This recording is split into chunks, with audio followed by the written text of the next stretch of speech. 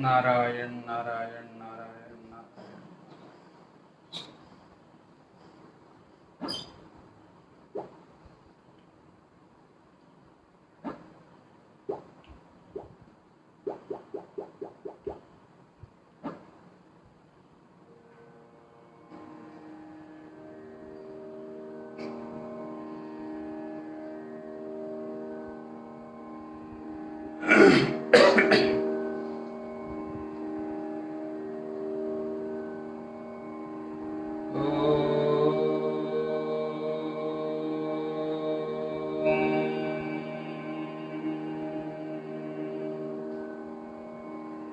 नमो भगवते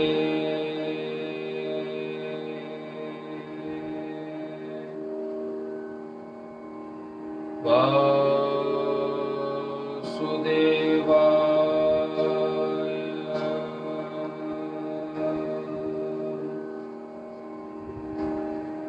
स्वस्ति श्री गणेशाय नमः।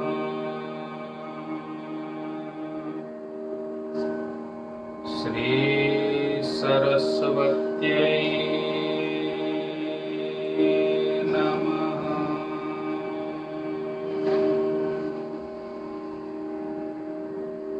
श्री गुरुभ्यो नमः।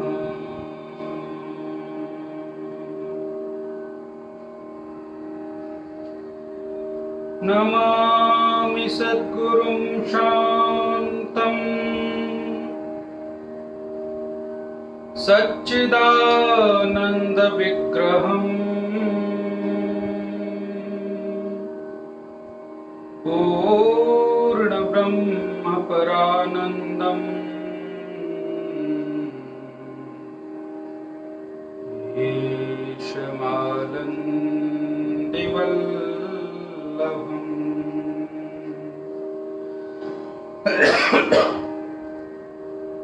प्रपन्नपारिजाताय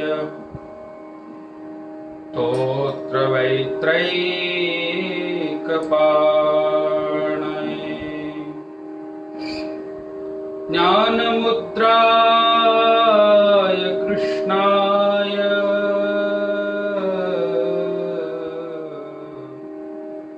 गीतामृतदुहे नमः। ब्रह्मानन्दं परमसुखदं केवलं ज्ञानमूर्ति द्वन्द्वातीतं गगनसदृशं तत्त्वमस्यादिलक्ष्यम्। एकं नित्यं विमलमचलं सर्वधी साक्षिभूतं भावातीतं त्रिगुणरहितं सद्गुरुं तं नमामि।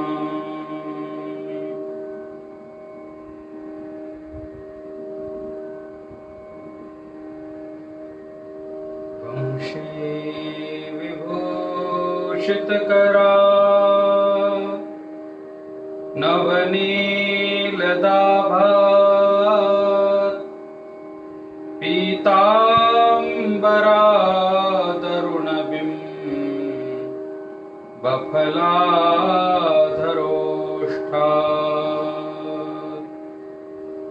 पूर्णेन्दुसुन्दरमुखात् दरविन्दनेत्रात्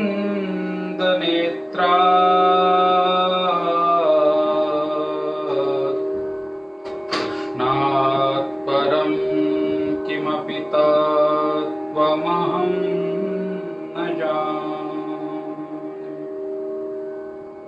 यं प्रव्रजन्तमनुपेतमपेतकृत्यम् द्वैपायनो विरह कातरया जुहाव पुत्रेति तन्मयतया तरवोऽभिनेदु स्तन सर्वभूतहृदयं मुनिमानतोऽस्मि। योऽन्तः प्रविश्य मम वाचमिमां प्रसुप्तां सञ्जीवयत्यखिलशक्तिधरस्वधाम्नाम् अन्यांश्च हस्तचरणश्रवणत्वगादीन् प्राणान् नमो भगवते पुरुषाय तुभ्यम्।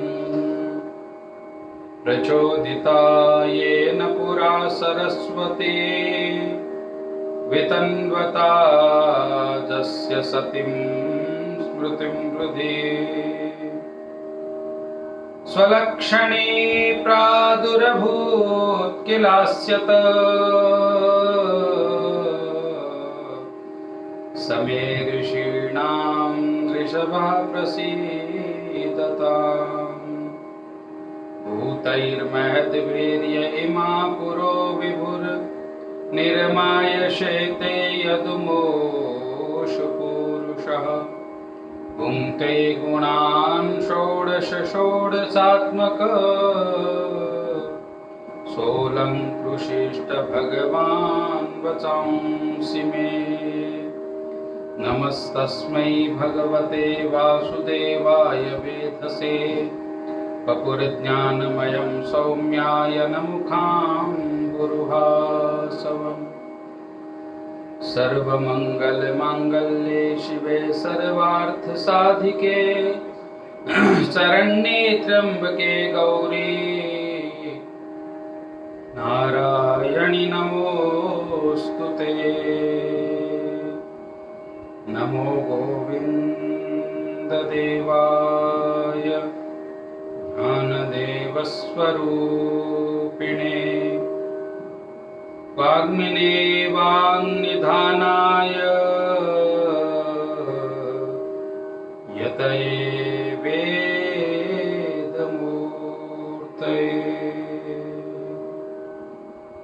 बोलिए सद्गुरुदेव भगवान की जय।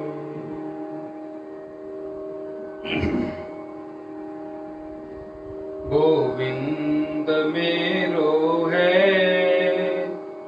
गोपाल मेरो है गोविंद मेरो है गोपाल मेरो है गोविंद मेरो है गोपाल मेरो है गोविंद मेरो है गोपाल मेरो है। श्री बांके बिहारी नंद लाल मेरो है बांके बिहारी नंद लाल मेरो है गोविंद मेरो है गोपाल मेरो है गोविंद मेरो है गोपाल मेरो है गोविंद मेरो है गोपाल मेरो है गोविंद मेरो है गोपाल मेरो है गोविंद मेरो है गोपाल मेरो है गोविंद मेरो है गोपाल मेरो है। श्री बांके बिहारी नंद लाल मेरो है बांके बिहारी नंद लाल मेरो है, गोविंद मेरो है, गोपाल मेरो है, गोविंद मेरो है, गोपाल मेरो है, लाल मेरो है।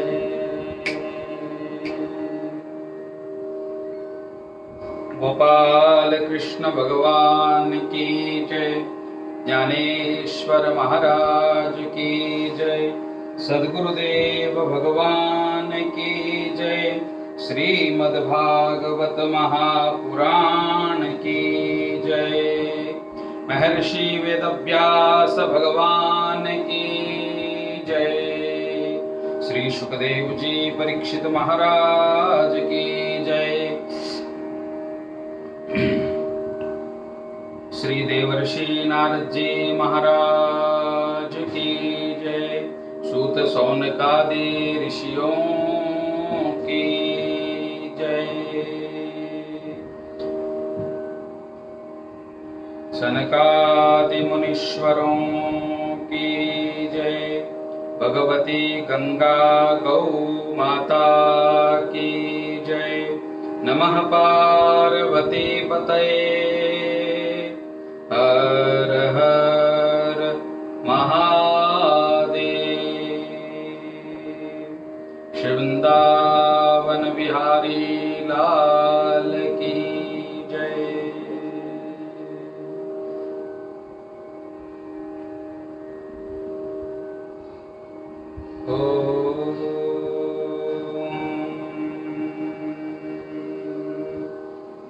नमो भगवते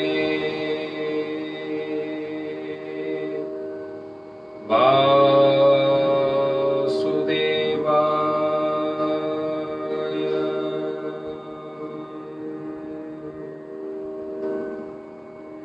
श्री शुक उवाच,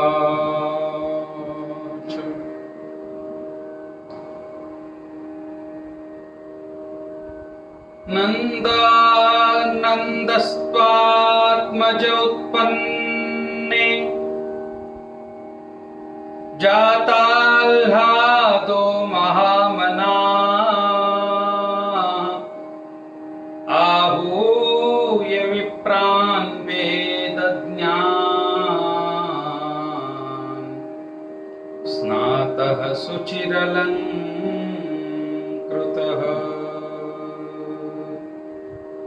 वाचयित्वा स्वस्त्ययनम्, जातकर्मात्मजस्य वै, कारयामास विधिवत्, पितृदेवार्चनं तथा। सबको सादर जय श्री कृष्ण। आनंद कंद परम कृपालु परम दयालु मंगलमय भगवान श्री कृष्णचंद्र की अत्यंत अहेतु की कृपा से श्रीमद् भागवत सप्ताह ज्ञान यज्ञ के आज 7वें दिवस में हम सब लोग प्रवेश कर रहे हैं। श्री सुखदेव जी महाराज वर्णन करते हैं, गोकुल में भगवान श्री कृष्ण का मंगलमय प्राकट्य हुआ। नंदस्त्वात्मज उत्पन्ने, जाताह्लादो महामना। जो ही नंद बाबा ने यह बात सुनी कि लाला भयो है, लाला भयो है, लाला भयो है, लाला भयो है, सुन करके आह्लाद से भर गए।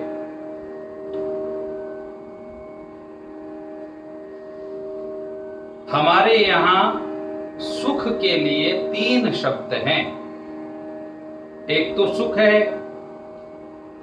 एक आनंद है और एक आह्लाद है। सुख क्षणिक है, सुख है तो दुख भी है, लेकिन सुख से ऊपर है आनंद, और आनंद से ऊपर है आह्लाद।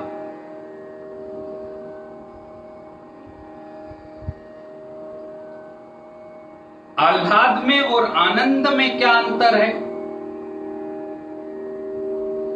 आनंद में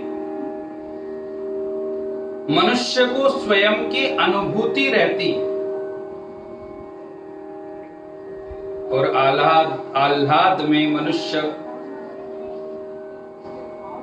अपने आप को भी भूल जाता है।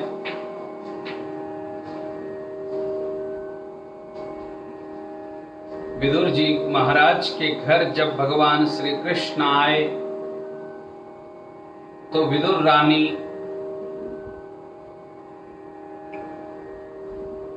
भगवान को आए हुए देखकर अपने आप को भूल गई। भगवान को केले की गिरी खिलाने के बजाय केले के छिलके खिलाने लगी।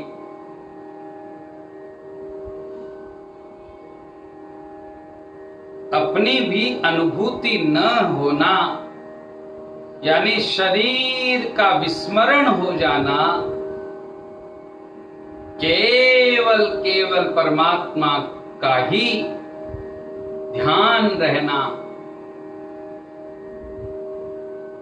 यह आह्लाद की स्थिति है। जाता आह्लादो महामना, महान मन वाले हो गए बाबा नंद, आह्लाद से भर गए। सर्वप्रथम उन्होंने ब्राह्मणों को बुलाया। आहूय विप्रान, कैसे ब्राह्मणों को?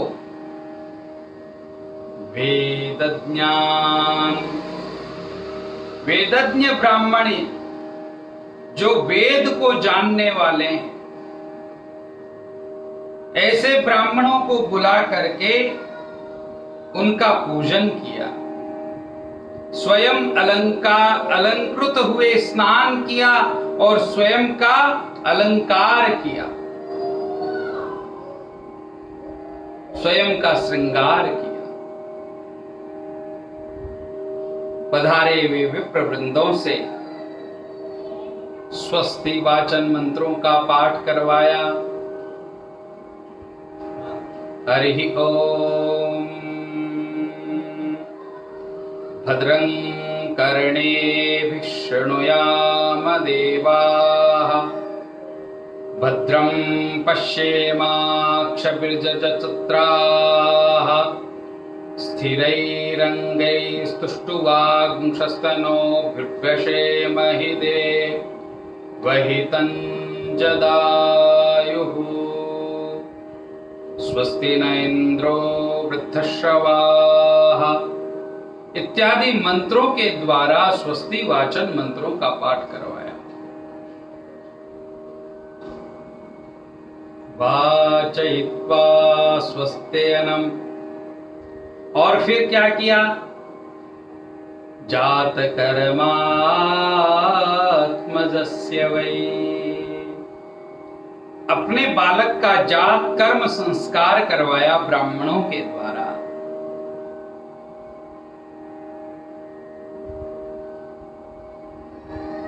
कारयामास विधिवत पितृदेवार्चनम तथा, पितरों की और देवताओं की पूजा की। सारे ब्रह्म वृंद बैठे हुए हैं और बाबा को भगवान की पूजा करने के लिए कह रहे हैं। भगवान को जल चढ़ाइए, और बाबानंद दूध लेके चढ़ा देते हैं,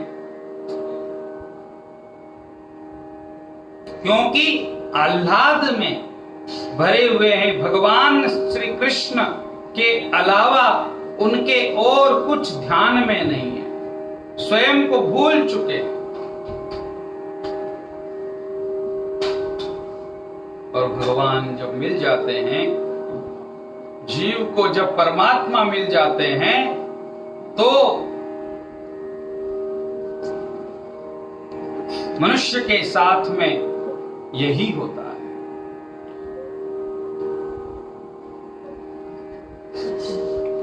भगवान श्री कृष्ण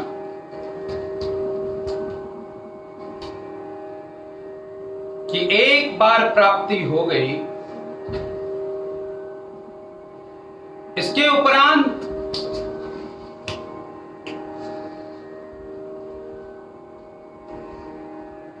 जीव को इधर उधर भटकने की आवश्यकता नहीं।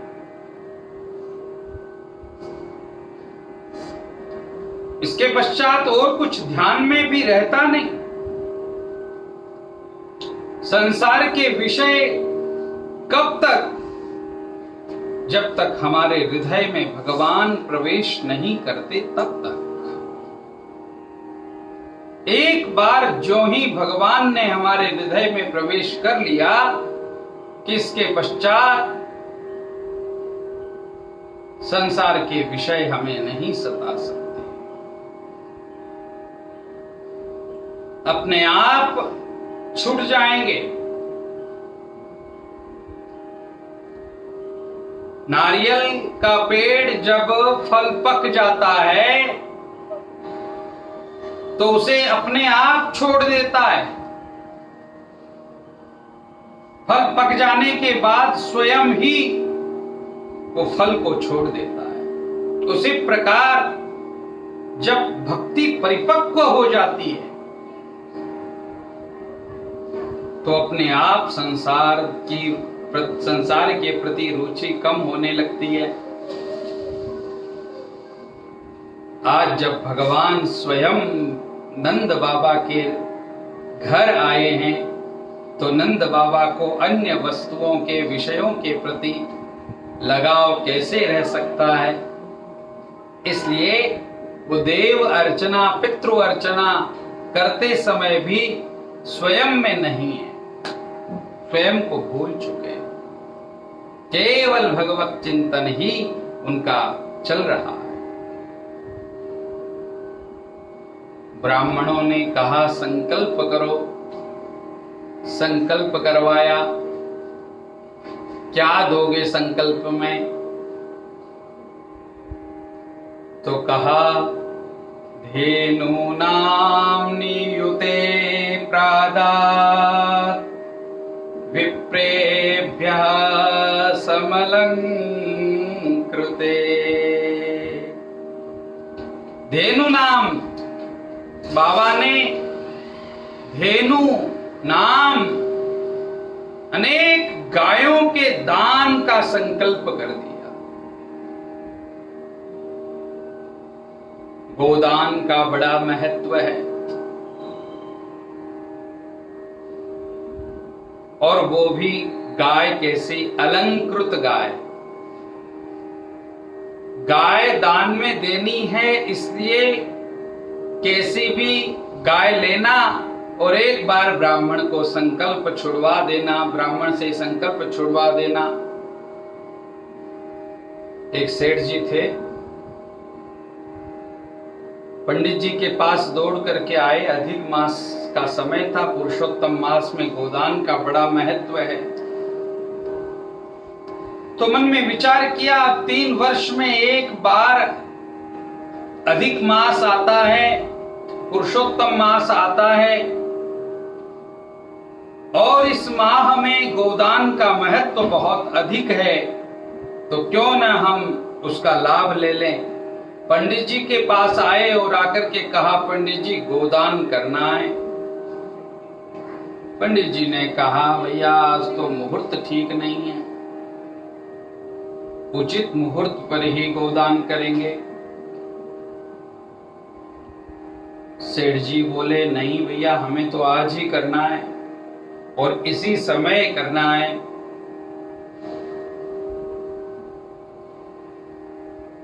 पंडित जी ने कहा, सेठ जी इतनी क्या जल्दी है, मुहूर्त तो आने दो। सेठ जी ने पंडित जी को प्रणाम करते हुए कहा, पंडित जी आपके मुहूर्त के चक्कर में हमारी वो गौ माता मर जाएगी। एकदम रुग्णावस्था में म्रियमाण होकर के पड़ी है, उसके प्राण निकले उससे पहले पहले हम आपको सौंप दें ताकि हमारा गोदान सफल हो जाए। ऐसे गायों का दान सफल नहीं होता है। और गाय का क्या, किसी भी प्रकार का दान यदि हमें करना है तो उपयोगी वस्तु का दान करो। दान करने का कपड़ा अलग, दान करने की सुपारी अलग,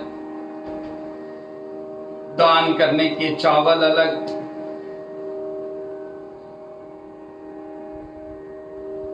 ये देने लेने में काम आएंगे। ये नाम ही रखा है हमने, ये प्रथा ही चला रखी है। ये यूज करने की, ये प्रयोग में लाने की वस्तु है और ये देने लेने की वस्तु है। उस वस्तु का दान करो जो उपयोगी हो, दूसरे के भी काम आए।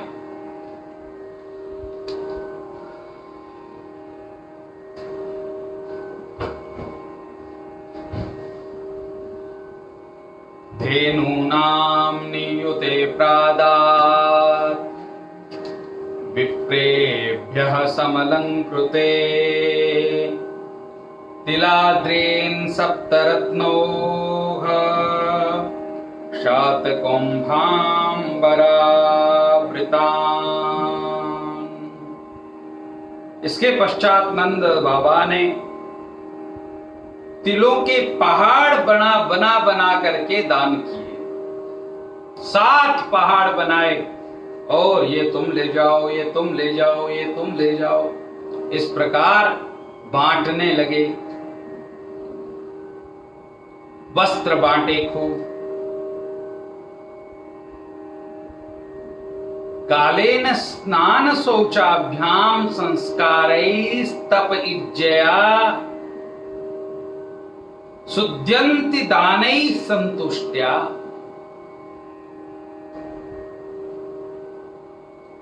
ये सब दान क्यों कर रहे हैं बाबानंद?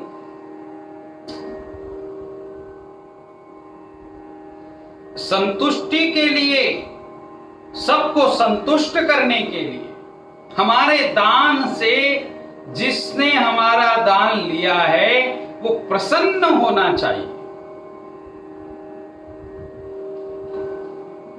उसको प्रसन्नता होनी चाहिए, तब हमारे दान का महत्व है। दान करना सफल है।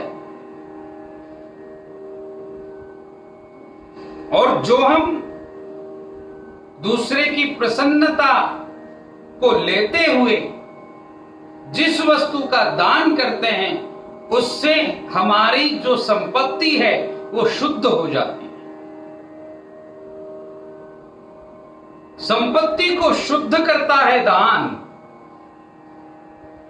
पूज्यपाद डोंगरे जी महाराज कहा करते थे कि स्नान करने से तन शुद्ध होता है, ध्यान करने से मन शुद्ध होता है और दान करने से धन शुद्ध होता है। इसलिए बाबानंद ने आज सर्वप्रथम खूब दान किया है। गायों को, बैलों को, बछड़ों को, सबको आज बहुत सुंदर सजाया है। इस प्रकार बाबानंद जब बांट रहे हैं तो गोप गोपियां भी वहां पर इकट्ठी हो गई हैं और उन सबको बाबानंद जो हाथ में आया वो देने लगे, बांटने लगे, उछालने लगे। और यह मजे की बात एक बहुत अच्छी ये रही कि जिसके हाथ में जो वस्तु आई उसने वो वस्तु दूसरे को दी। आज कोई भी व्यक्ति ऐसा नहीं है जो थैला भर भर करके घर ले जाए माल। जिसके पास आया उसने भी बांटी, उसने आगे बढ़ाई। श्री सुखदेव जी महाराज वर्णन करते हैं, राजन गोप्यश्चाकर्ण्यमुदिता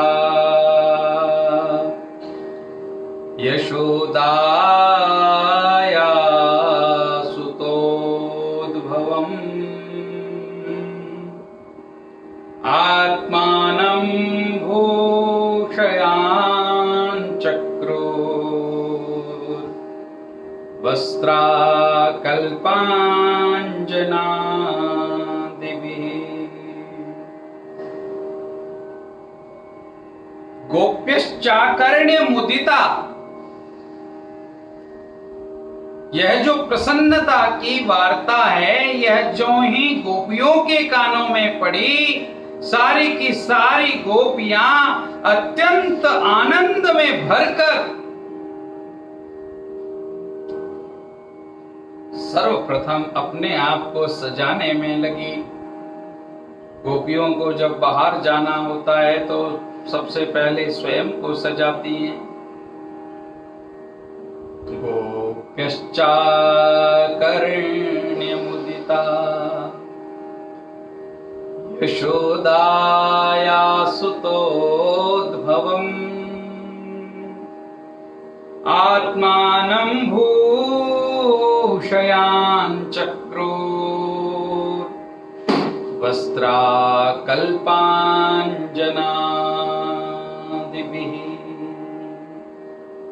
सुंदर वस्त्र पहने, आंखों में काजल लगाया, संपूर्ण श्रृंगार किया स्वयं का, और गाती हुई सब गोपियों को बुलाती हुई, नाचती हुई, फूलों की पंखुड़ियां मार्ग में उछालती हुई जा रही हैं नंद बाबा के द्वार की ओर।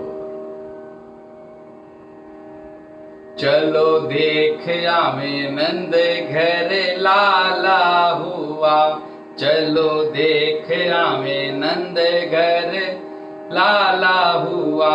यदुवंश के कुल का उजाला हुआ, यदुवंश के कुल का उजाला हुआ। चलो देख आवे नंद घर लाला हुआ, चलो देख आवे नंद घर लाला हुआ। नंद के लाला की जय। सारी की सारी गोपियां परम उत्सव मनाती हुई, गीत गान करती हुई यशोदा माता के द्वार पर पहुंची। नंद लाला का प्रथम बार दर्शन किया। लाला का दर्शन करके ये गोपियां लाला की ही हो गई। ता आशीष प्रयुञ्जाना चिरं पाहीति बालके। हरिद्राचूर्ण तैलाद्भिः सिंचन्त्यो जनमुज्जगुः। ताशीष प्रयुञ्जाना चिरं पाहीति बालके। हे यशोमती माता, आपके ये जो बालक हैं, इस बालक के द्वारा हमारी चिरकाल तक रक्षा होती रहे। आशीर्वाद देने के लिए आई थी, लेकिन आज आशीर्वाद स्वयं ही ले रही हैं। अनेक प्रकार के वाद्य बजने लगे हैं आज गोकुल में। गोप आपस में प्रसन्न होकर दूध, दही, माखन जो कुछ भी हाथ में लगा सब उछालने लगे। जब इस प्रकार गोप गोपियां सब आनंद उत्सव मना रही हैं, तो वहां पर एक 90 वर्ष की डोकरी भी हाथ में लाठी लेकर आई। कमर बिल्कुल टेढ़ी है। ऊपर झांक करके गोपों को नाचते हुए देखा तो उसने पूछा, क्या हो रहा है, का भयो? और उसने का भयो कह करके जो ही अपना मुख खोला, एक गोप ने इतना बड़ा माखन का लोंदा लेकर के उसके मुख में डाला। दांत थे नहीं, सीधा मुंह में गया, सीधा पेट में गया।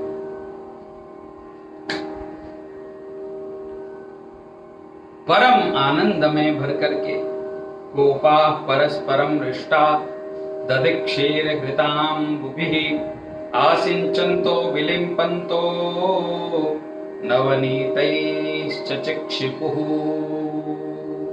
नवनीत से खेलने लगे, नवनीत से होली खेलने लगे। श्री सुखदेव जी महाराज वर्णन करते हैं, राजन तत आरभ्य नंदस्य व्रजस्सर समृद्धिमान हरेर्निवासात्मगुणैरमा क्रीडन् मभुन्द्रुप। उस दिन से आज तक ब्रज में आनंद ही आनंद बरस रहा है। क्यों? क्योंकि हरेर निवासात्म गुणई रमा क्रीडन मभुन्द्रुप। इतना दान किया ना नंद बाबा ने, फिर भी वहां का धन, वहां की लक्ष्मी समाप्त नहीं हुई। क्योंकि वैकुंठ से लक्ष्मी स्वयं ब्रज में आकर के निवास करने लगी। रमा क्रीडन मभुन्द्रुप। यहां पर भी श्री सुखदेव जी ने लिखा है कि रमा क्रीडन मभुन्द्रुप। और गोपी गीत के आरंभ में भी गोपियां भगवान को कह रही हैं, जयति तेधिकं जन्मना ब्रज श्रयत इंदिरा शश्वदत्रहि। श्रयत इंदिरा शश्वदत्रहि। जब से भगवान आप प्रकट हुए हैं गोकुल में, श्रीधाम वृंदावन में, तब से लक्ष्मी यहां पर नित्य निवास करने लगी है। लक्ष्मी हमें छोड़ करके जाती नहीं, इसलिए कितना भी दान करो कम पड़ता नहीं। परम उत्सव मनाया जा रहा था। नंद बाबा को अचानक याद आया, अरे वसुदेव उपश्रुत्य भ्रातरं नंदमागतं ज्ञात्वा दत्तकरं राज्ञे ययो दत्तदवमोचनम्। गोपान् गोकुल रक्षायां निरूप्य मथुरां गतः नंदः कंसस्य वार्षिक्यं करं दातुं कुरुत्वा।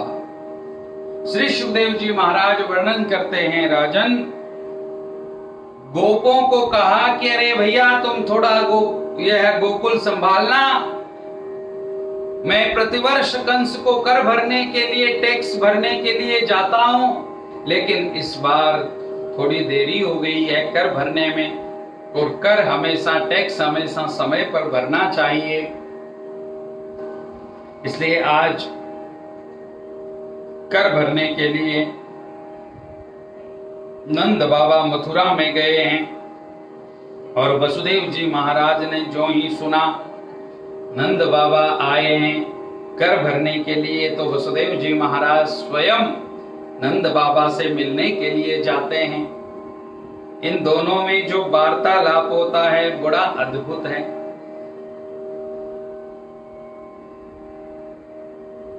कंस ने वसुदेव जी महाराज के 6 पुत्रों को मार डाला है। 7वां देवकी का गर्भ रोहिणी के गर्भ में स्थापित हो गया और भगवती रोहिणी ने भी एक पुत्र को जन्म दिया। बलभद्र भगवान की जय। 8वें गर्भ में भगवान श्री कृष्ण आए और वसुदेव जी महाराज यहाँ नंद बाबा के पास छोड़ करके नंद बाबा के यहाँ योग माया के रूप में जो कन्या हुई थी उसको लेकर के मथुरा चले गए। मथुरा में ब्रह्मवेला में जो ही पता चला कंस को कि 8वीं छोरी हुई है, दौड़ करके आया, देवकी माता से उस कन्या को छीन लिया। हाथ जोड़कर रोते हुए देवकी माता ने कहा, ये कन्या तुम्हारा क्या बिगाड़ेगी, छोड़ दो ना इसे। लेकिन निर्दयी कंस ने उस कन्या का पांव पकड़ करके उसको एक शिला पर पटकना चाहा। इतने में ही वो कन्या आकाश मंडल में अष्टभुजा मां भगवती जगदम्बा के रूप में खड़ी हो गई। जगदम्बा माता की जय। और जगदम्बा माता के रूप में कंस से कहा, रे दुष्ट कंस, मुझे मारने से तुम्हें क्या मिलेगा, तुझे मारने वाला तो कहीं पैदा हो गया है। जो ही कंस ने ये बात सुनी, कंस डर गया, कंस कांपने लगा और कंस आज आकाशवाणी की यह बात सुन करके वसुदेव जी महाराज और देवकी के जी के श्री चरणों में आकर गिर गया। क्षमध्वं मम दौरात्म्यं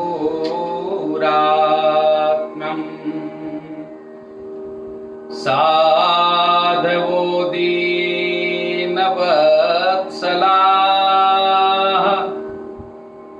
इत्युक्त्वा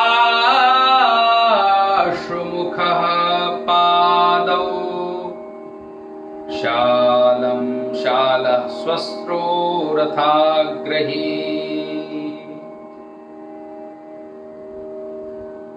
कंस ने क्षमा याचना करते हुए कहा, क्षमद्वम मम दौरात्म्यम साधवो दीनवत्सला। आप दीनवत्सल हैं, आप साधु हैं और साधु हमेशा दीनवत्सल होते हैं, शरण में आए हुए व्यक्ति की रक्षा करते हैं। इसलिए मेरी दुष्टता को आप क्षमा करें। आपको हमने बहुत कष्ट दिया है प्रभु, मुझे बार बार आपसे क्षमा मांगनी है। इतना कहकर के कंस ने वसुदेव और देवकी दोनों को मुक्त कर दिया कारागृह से और स्वयं ने आज यह संकल्प ले लिया कि आज के बाद मैं पाप नहीं करूंगा। भगवान अपने जीवन को महान बनाने के लिए प्रत्येक व्यक्ति को कभी न कभी अवसर जरूर देते हैं। दुष्ट से दुष्ट व्यक्ति को सज्जन बनने के लिए भगवान अवसर देते हैं, लेकिन महान व्यक्ति वो है जो उस अवसर का लाभ ले ले। कंस ने आज उस अवसर का लाभ तो लिया, किंतु कंस का यह जो मन था वो बहुत ज्यादा समय तक नहीं टिका। देखो, महान बनने का, अच्छा व्यक्ति बनने का संकल्प तो सब ले लेते हैं, लेकिन वो संकल्प टिकता नहीं। कथा में जब हम अच्छी अच्छी बातें सुनते हैं तो मन में विचार आता है, बस अब तो वैसा ही बनना है जो महाराज जी बता रहे हैं, जो व्यास जी कह रहे हैं वैसा ही करना है।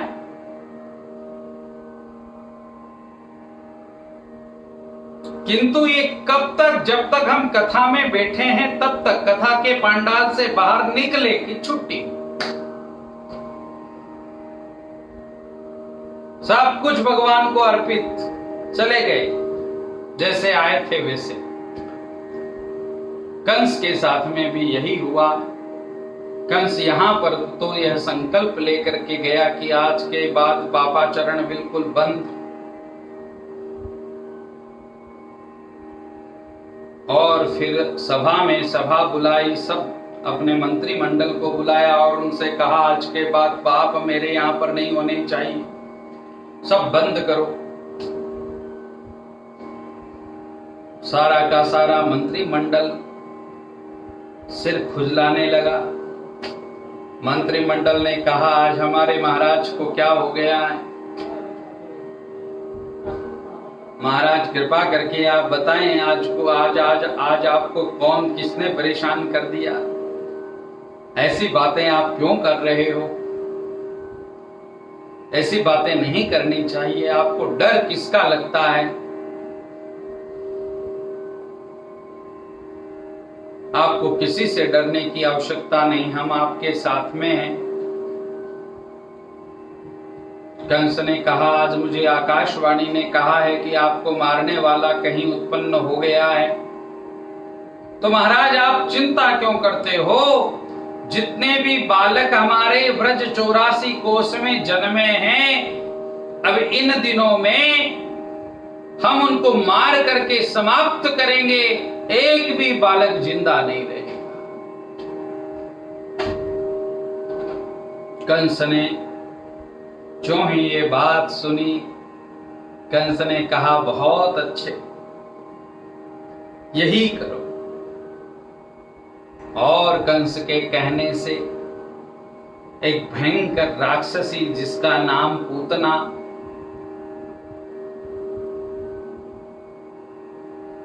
यह पूतना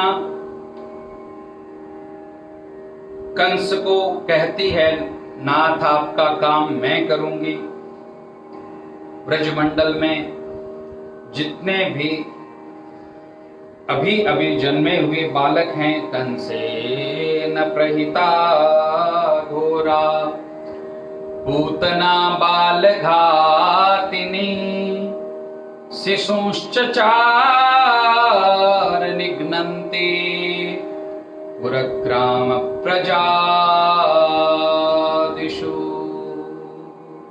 ब्रजमंडल में छोटे छोटे बड़े बड़े शहरों में, छोटे छोटे गांवों में, छोटी छोटी बस्तियों में जो भी छोटा बच्चा दिखाई देता है, शिशु दिखाई देता है, उसको तुरंत यह मार डालती है।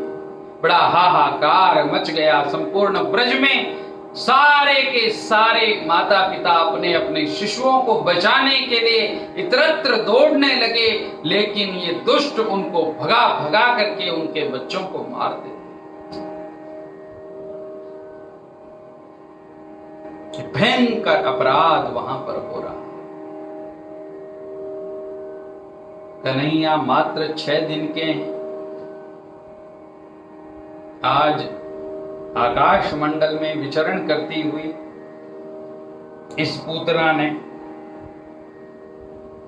गोकुल में परम उत्सव मनाते हुए गोपों को देखा।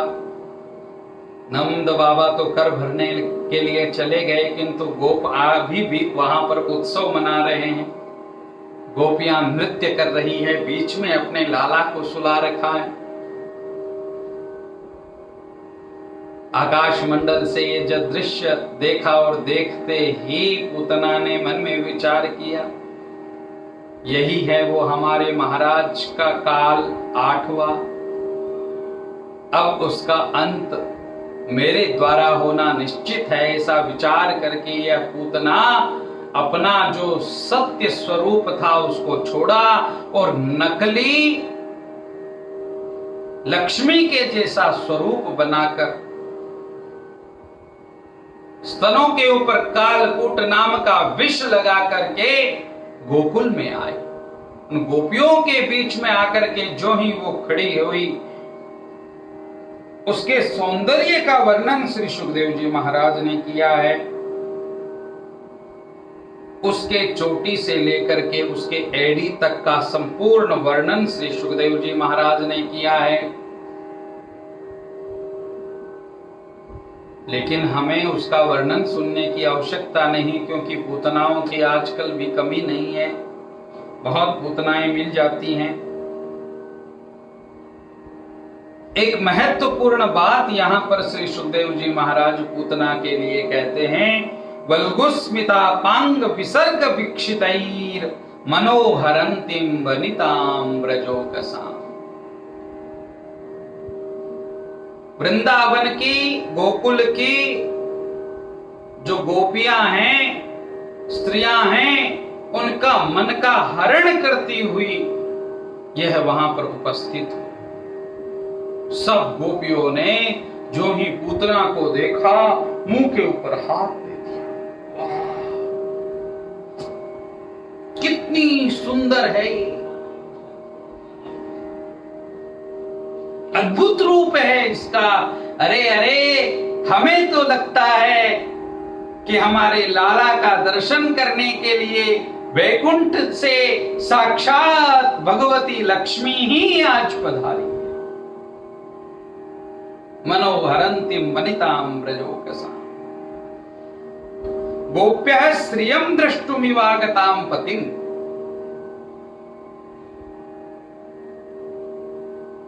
आज तो लक्ष्मी स्वयं ही मानो हमारे लाला का दर्शन करने के लिए आई है।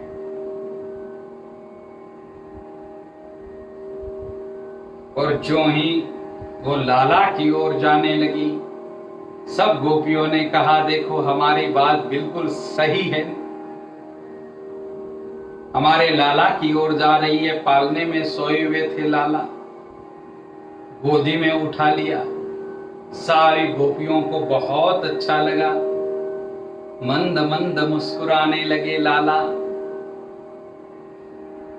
पूतना को देखकर मुस्कुराते हुए लाला ने मानो स्वागत किया, आओ मासी जी, मौसी जी, आपका स्वागत है।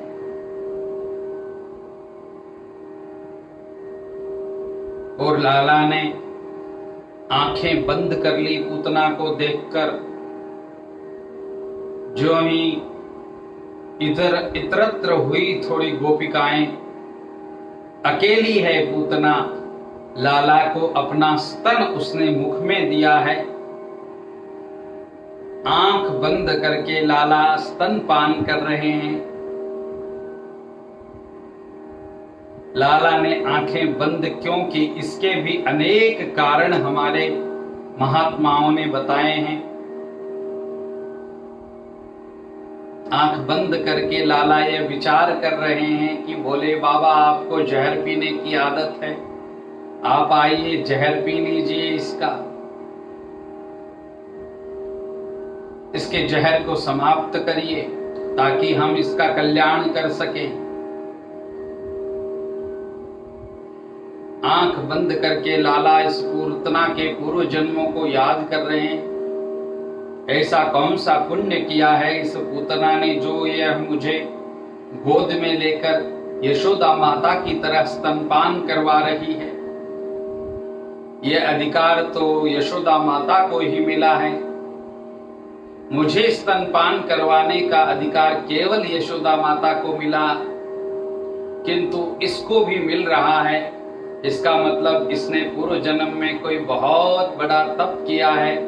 कौन सा तप किया है इसने, जिसके बल पर ये मुझे स्तनपान करवा रही है। भगवान इसके पूर्व जन्म को याद करते हैं। आंख बंद करके भगवान ये चिंतन कर रहे हैं।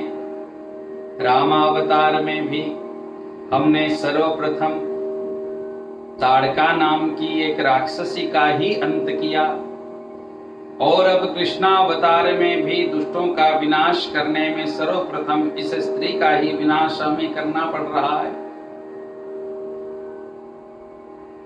इस प्रकार से बहुत दिव्य दिव्य चिंतन महात्माओं ने हमारे सामने रखे। और भगवान ने स्तन मुख में लेकर के दांतों से जोर से उसके स्तनों को दबाने लगे। मर्म स्थानों पर इतना घात हुआ जिससे पूतना को बड़ी पीड़ा हुई। भगवान ने एक हाथ से स्तन पकड़ लिया और दूसरा स्तन दांतों से पकड़ लिया। गाढ़ं कराभ्यां भगवान प्रपीडित प्राणै समं रोष समन्वितो पिबत। रोष से भर गए, परम क्रोध में भर गए। मेरे भक्तों के साथ में छल कर रही हो दुष्टा। इन सब बेचारी भोली भाली गोपियों को लग रहा है साक्षात भगवती लक्ष्मी आई। तुम बाहर से तो लक्ष्मी के जैसी लग रही हो, लेकिन तुम्हारा अंतःकरण बहुत मलिन है। तुम मेरे भक्तों के साथ खिलवाड़ कर रही हो, इसका भगवान को आज बहुत रोष है। बहुत क्रोधित हुए भगवान और रोष में भर करके भगवान ज्यों ही उसके स्तनों को काटने लगे, उसके प्राणों को पीने लगे, त्यों ही वो जोर जोर से चिल्लाने लगी। सा मुंच मुंचालमिति प्रभाषिणी निष्पेड्यमानाखिल जीव मर्मणि विवृत्य नेत्रे चरणौ भुजौ मुहुः प्रस्मिन् गात्रा क्षिपति रुरोदः। सा मुंच मुंच, छोड़ो छोड़ो मुझे कह के चिल्लाती हुई ये पूतना भगवान को अपने दोनों हाथों से खींचकर दूर करना चाहती है। लेकिन भगवान ने मन ही मन पूतना से कहा, मासी जी एक बार पकड़ लेते हैं तो फिर कभी छोड़ते नहीं, या तो पकड़ते नहीं और पकड़ लिया तो कल्याण किए बिना छोड़ते। यह तो हमारी आदत ही है, इसलिए अधूरा काम नहीं करेंगे, आपका कल्याण करके ही छोड़ेंगे। अब क्या था, पूतना अपने रूप को लिया। पूतना ने पुनः वो भयंकर राक्षसी बन गई और इतनी बड़ी बन करके आकाश मंडल में वो गई कि जब इस पूतना को नष्ट कर दिया है भगवान ने, तब श्री सुखदेव जी महाराज वर्णन करते हैं, गतमानोपि तद्देहस्त्रिगव्युत्यंतरद्रुमान् चूर्णयामास राजेंद्र महदासीत तदद्भुतम्।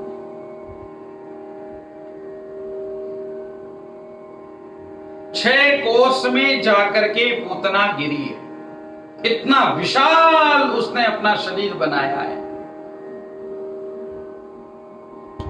त्रिगव्युति लिखा है यहां पर, 2 कोस का एक गव्युति होता है। त्रिगव्युति यानी 6 कोस। 6 कोस में जाकर के पूतना गिरी और इस पूतना ने वहां पर जितने भी 6 कोस में फैले हुए, वन में फैले हुए, वृंदावन में फैले हुए, गोकुल में फैले हुए जितने भी पर्वत थे, जितने भी वृक्ष थे, सबको चूर्णयामास, चूर्ण बना दिया, सबको नष्ट कर दिया। सारे जंगल को नष्ट करके वो इस प्रकार से वहां पर गिरी।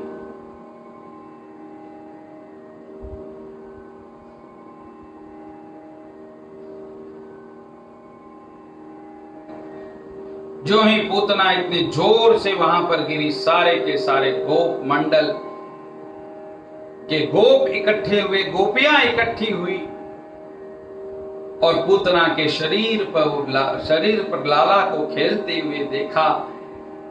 गोपियां अत्यंत प्रसन्न हुई। यशोदा रानी अपने लाला को गोद में लेकर के बार बार उनका लाड करती है। अच्छा हुआ मेरा लाला बच गया, हे भगवान आपकी कृपा से आज मेरा लाला बच गया। हम तो समझ ही नहीं पाए थे, हम तो इस राक्षसी को लक्ष्मी समझ रहे थे, लेकिन भगवान की कृपा हुई, आज उन्होंने मेरे लाला को बचा लिया। इसलिए आज गोपियों ने लाला को गोमूत्र से स्नान करवाया, गोबर से स्नान करवाया, पंचगव्य से स्नान करवाया और कन्हैया की नजर उतारी। भगवान के ही नामों से कन्हैया की नजर उतारी जा रही है, भगवान की नजर उतारी जा रही है। यहां पर 8 श्लोक गोपियों ने गाए हैं भगवान की नजर उतारते, इसलिए इन 8 श्लोकों को पूतनाष्टक कहा है।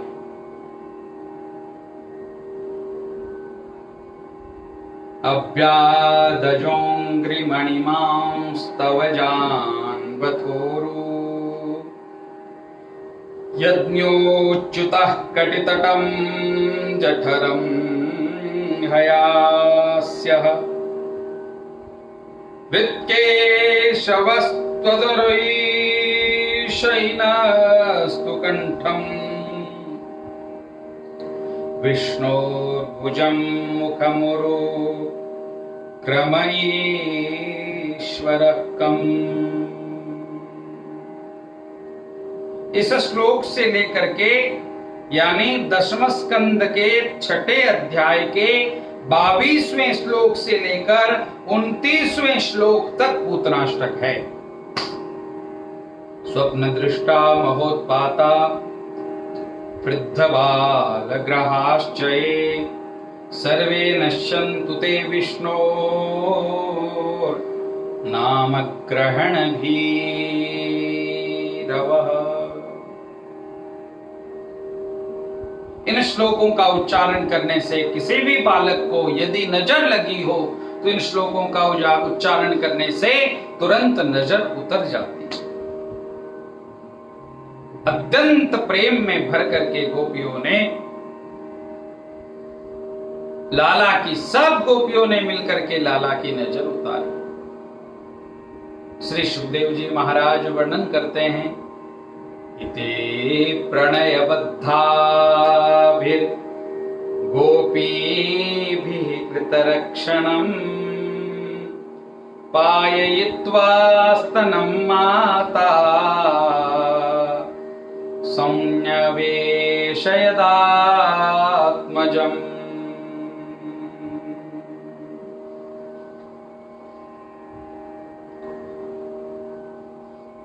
इति प्रणयबद्धाभिर, प्रेम में भरकर सभी गोपियों ने भगवान श्री कृष्ण की रक्षा की, नजर उतारी। हर एक गोपी को लगता है कि भगवान हमारे, भगवान मेरे। ये ईश्वर के साथ में, भगवान के साथ में मेरापन जुड़ने से ही भगवान अपने लगेंगे, अन्यथा भगवान अपने लगने वाले नहीं है। संसार भी तब तक ही है मेरे भाई बहन जब उसके साथ ममत्व जुड़ जाता है। अब कोरोना काल में कितने लोग मरे हैं, हम किसी के लिए नहीं रोए, लेकिन जिस परिवार का व्यक्ति कोरोना से मर गया वो परिवार रोता है, क्योंकि उस व्यक्ति के साथ में ममत्व जुड़ा है।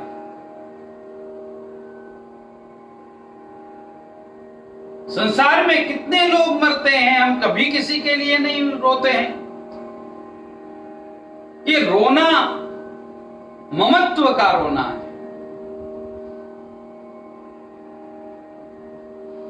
ये ममत्व यदि ईश्वर के साथ जुड़ जाए तो हम जैसे संसार के लिए रोते हैं वैसे ईश्वर के लिए भी रोने लगेंगे। मीराबाई ईश्वर के लिए रोती है।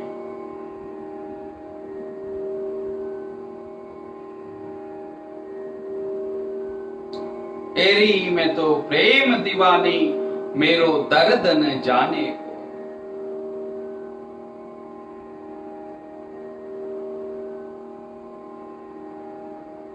वो भगवान के लिए रोती है, ईश्वर के लिए रोती है, क्योंकि ईश्वर के साथ में अपनत्व का संबंध जुड़ गया है। भगवान मेरे हैं और मैं भगवान का।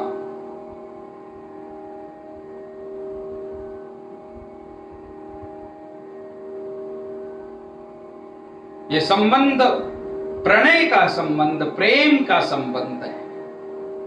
श्री सुखदेव जी महाराज वर्णन करते हैं, गोपियों ने भगवान श्री कृष्ण को लोरी गाकर के सुलाया, पालने में झुलाया, गीत गाने लगी, लाला को नींद आ गई।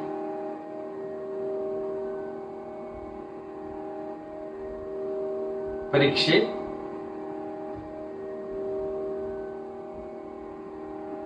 कितना आश्चर्य है ना। पूतना लोक बालग्नि राक्षसी रुधिरासना जिघांसयापि हरे स्तनं दत्वापसद्गतिम्।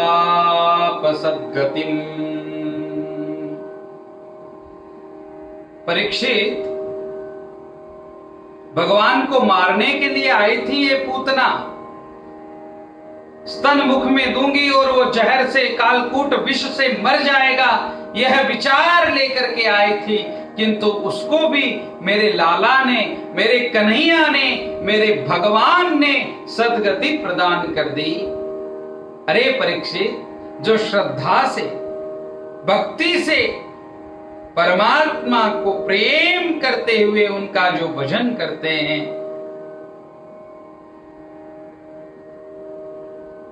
उनके बारे में, उनकी गति के बारे में, उनकी मुक्ति के बारे में विचार करने की भी आवश्यकता नहीं। भगवान उनके तो ऋणी बन जाते हैं जो भगवान का भजन करते हैं, श्रद्धा पूर्वक, भाव पूर्वक उनसे प्रेम करते हैं। हनुमान जी महाराज को भगवान श्री राम कहते हैं, मैं तुम्हारे ऋण से मुक्त नहीं हो सकता।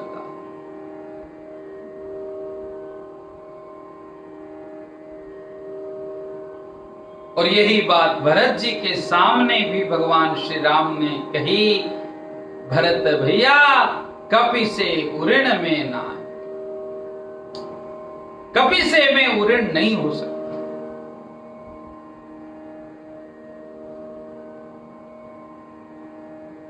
किम पुनः श्रद्धया भक्त्या कृष्णाय परमात्मने यच्छन् प्रियतमं किन्नो रक्तास्तन मातरो यथा।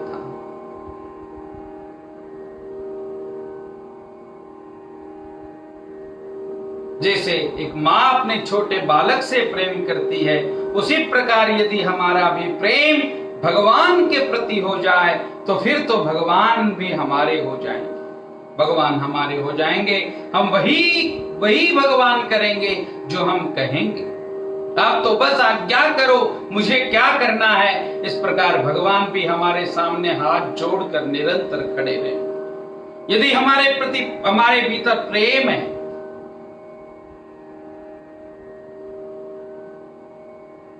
जो कोई भी परीक्षित इस पूतना मोक्ष अध्याय का पठन करता है, श्रवण करता है, निश्चित रूप से उसे भगवान गोविंद के प्रति प्रेम की प्राप्ति होती है। राजा ने कहा, भगवान और क्या भगवान ने अद्भुत लीलाएं की, कृपा करके हमें सुनाएं। श्री सुखदेव जी महाराज ने फिर भगवान ने एक बार करवट बदला है। यह कथा बतलाई कि भगवान ने जो ही करवट बदला, गोपियों ने पुनः उत्सव मनाना आरंभ किया। एक शकट के ऊपर लाला को सुला दिया,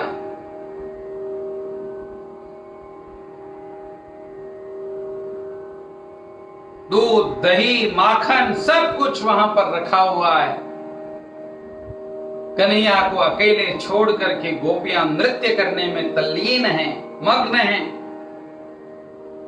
कंस के द्वारा भेजा गया एक शक्टासुर नाम का दैत्य वहां पर आया और वो गाड़े को उल्टा करके कन्हैया को नीचे दबाकर मारना चाहता है। इतने में ही भगवान स्वयं उस शक्टासुर के ऊपर ही वो गाड़ा शकट डाल देते हैं और इतनी सारी सामग्री और ये शकट जब उस दैत्य के ऊपर गिरता है तो शक्टासुर का अंत हो जाता है। शक्टासुर का अंत हुआ, शकट उल्टा गिरा, त्यों ही दौड़ करके सारी की सारी गोपियां आई। अरे अरे अरे देखो देखो क्या हो गया, हमारा लाला, हमारे लाला के ऊपर ये शकट गिर गया होता तो क्या होता, अच्छा हुआ लाला बच गए। और कन्हैया को गोद में लेकर के सब गोपियां प्यार करने लगी। शक्टासुर नाम के दैत्य का इस प्रकार से भगवान ने वध किया। इसके बाद तो तृणावर्त नाम का एक भयंकर दैत्य आया। अचानक यशोदा माता की गोद में से कन्हैया इतने भारी हो गए, इतने वजनदार हो गए, यशोदा माता से उठाए ही नहीं जा रहे हैं। तृणावर्त चक्रवात का रूप लेकर के आया और कन्हैया को उड़ा करके आकाश में ले गया।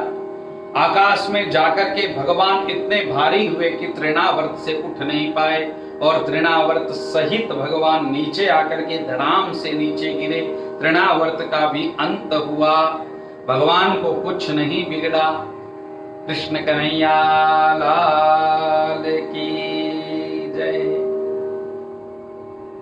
पूतना का अंत किया भगवान ने, शक्टासुर का अंत किया भगवान ने, तृणावर्त का अंत किया भगवान ने। इसके पश्चात कन्हैया ठीक 1 महीने के हो गए। वसुदेव जी महाराज ने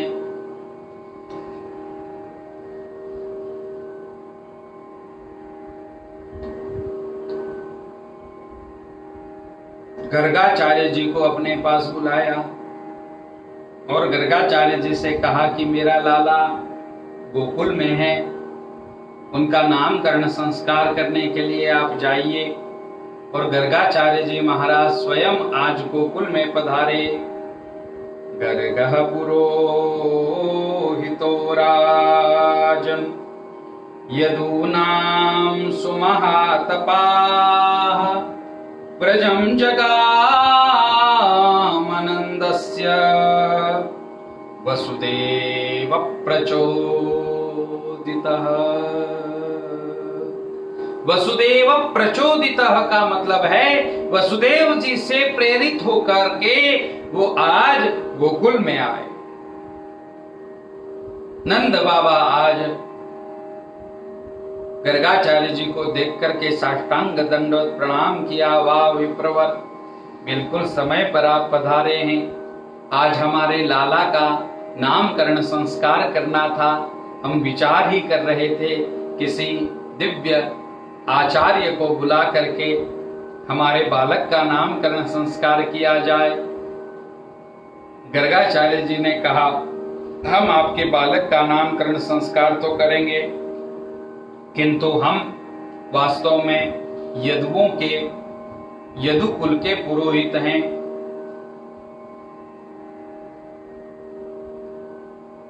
इसलिए कंस को कहीं यह भ्रम न हो जाए कि जिन बालकों का नामकरण संस्कार गर्गाचार्य करवा रहे हैं वही वसुदेव जी का 8वां पुत्र है। इसलिए हम आपसे प्रार्थना करते हैं कि आप नामकरण संस्कार का कोई भी उत्सव न मनाएं। नंद बाबा को यह बात ठीक लगी और नंद बाबा ने चुपचाप गौशाला में अपने परिवार जनों के साथ में बैठ करके लाला का जन्म संस्कार उत्सव शुरू किया है। उसमें बहुत ज्यादा भीड़ इकट्ठी नहीं की है। ये एक ही उत्सव ऐसा हुआ है जहां पर बहुत ज्यादा भीड़ इकट्ठी नहीं हुई है। अब इस कोरोना काल में भी भीड़ इकट्ठी नहीं होने दे रहे हैं।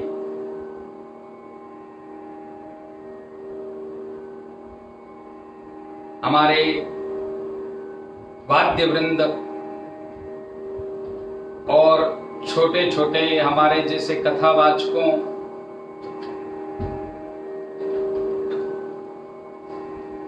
को, जिनका भगवान नाम भगवत कथा सुनाना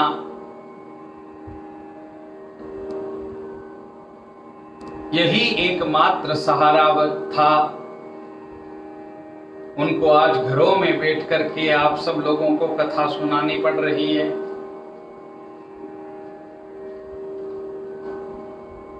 अकेले में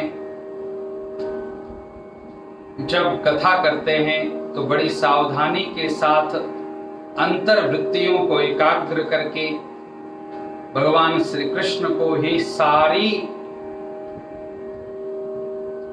भगवान श्री कृष्ण के भीतर ही समस्त दुनिया को देखकर, सारे जगत को देखकर कथा करना होता है।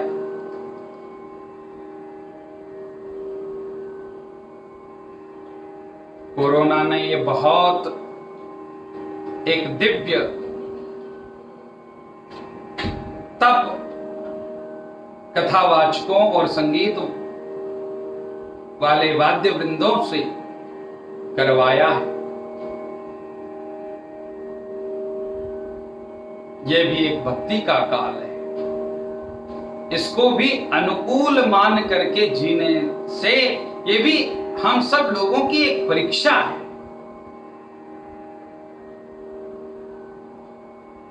इस समय में जो नहीं घबराया वो महान है।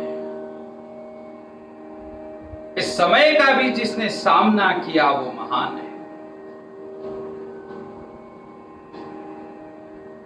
श्री सुखदेव जी महाराज वर्णन करते हैं, एकांत में बैठकर लाला का गौशाला में नामकरण संस्कार गौ माता के सानिध्य में संपन्न हुआ।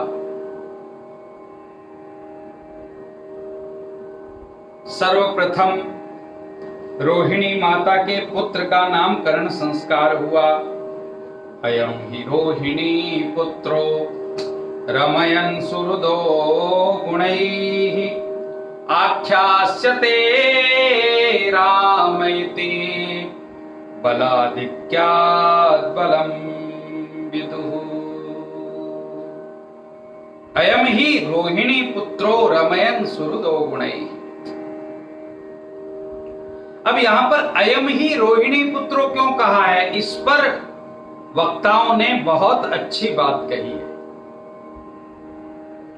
हुआ क्या, गर्गाचार्य जी की परीक्षा लेने के लिए यशोदा माता ने अपने लाला को रोहिणी के गोद में दे दिया और रोहिणी के लाला को स्वयं की गोद में ले लिया। यशोदा माता बड़ी है, उसकी गोद में जो बालक है उसका नाम संस्कार पहले होगा। रोहिणी माता छोटी है, इसलिए रोहिणी के गोद में जो बालक है उसका नामकरण संस्कार बाद में होगा। लेकिन यशोदा माता की गोद में रोहिणी का बेटा है, इसलिए यहां पर कहा गया अयम ही रोहिणी पुत्रो। हे यशोदे, तुमने जिसे अपनी गोद में ले रखा है ये तुम्हारा पुत्र नहीं, अयम ही रोहिणी पुत्रो, ये रोहिणी का पुत्र है। रमयन् सुहृदो गुणैहि, अपने मित्रों को बड़ा आनंद देगा, बहुत खेलेगा अपने मित्रों के साथ, इसलिए सबको आराम देने वाला इसका नाम राम रख दे। आराम की शरण में, जो राम की शरण में आ जाता है वो आराम पाता है, वो आराम पाता है, इसलिए इनका नाम राम है। आख्यास्यते राम इति, और बलाधिक्यात् बलम विदुः, इनमें बल बहुत होगा, बहुत अधिक होगा, इसलिए इनको सब लोग बलराम कह करके पुकारेंगे, बलराम कह करके पुकारेंगे। इनका एक नाम संकर्षण भी होगा। इसके पश्चात रोहिणी माता के पुत्र का, रोहिणी माता की गोद में जो पुत्र हैं उनका नामकरण संस्कार हुआ। भगवान श्री कृष्ण का नामकरण संस्कार करते हुए सर्वप्रथम नाम रखा श्री कृष्ण। कृष्ण नाम रखा। यशोदा माता ने पूछा, बाबा कृष्ण का क्या अर्थ होता है? हमने तो कृष्ण का अर्थ काला समझा है, मेरे लाला का नाम ऐसा काला क्यों रखा आपने? अच्छा लगेगा लाला का नाम काला काला सब पुकारेंगे तो? मुस्कुराते हुए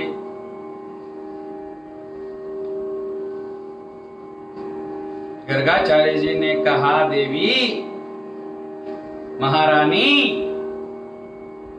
कृष्ण का अर्थ काला नहीं होता, कृष्ण का अर्थ होता है कर्षयति इति कृष्ण।